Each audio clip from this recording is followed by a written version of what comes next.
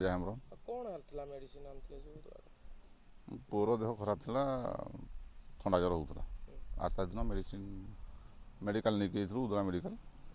ସନ୍ଧ୍ୟାବେଳେ ସାର୍ଙ୍କୁ ଦେଖେଇଲୁ, ପେଡ଼ିଆଟ୍ରିକ୍ ଡକ୍ଟରଙ୍କୁ ଦେଖେଇଲୁ। ଦେଖିଲା ପରେ ଯାହା ପ୍ରେସ୍କ୍ରିପସନ୍ କଲେ ସେ ଅନୁସାରେ ଆମେ ନିରାମୟରୁ ମେଡ଼ିସିନ ଆଣିଲୁ। ସେଦିନ ଯାହା ଖାଇବା ଥିଲା ଗୋଟେ ଖାଇଦେଲା, ଖାଇଦେଲା ପରେ କଣ୍ଟିନ୍ୟୁ କରୁଥିଲା। ଯେଉଁଟା ଗତକାଲି ଖାଇବ ବୋଲି ବାହାରିଥିଲା, ଟ୍ୟାବଲେଟ୍ ଖୋଲିଲା ବେଳକୁ ସିଲ୍ରୁ ପୋକ ବାହାରିଲା।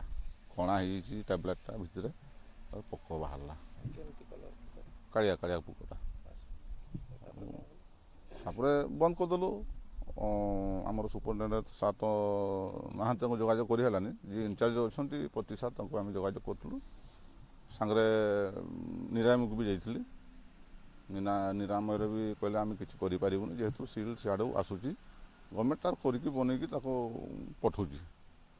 ଆଉ ସବୁ ତ ସରକାର, ବିଜେପି ସରକାର ତ ସବୁ ତ ଭୁଲ କରୁଛି। ଯଦି ଆପଣ ଜାଣିପାରିନଥାନ୍ତେ ଖାଇ ଦେଇଥାନ୍ତେ, କ'ଣ ହେଇଥାନ୍ତା?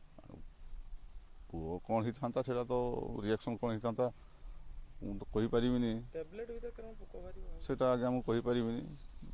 ପ୍ରସ୍ତୁତି ତ ସେଇଠି କରୁଛନ୍ତି, ସପ୍ଲାଏ ଦେଉଛନ୍ତି।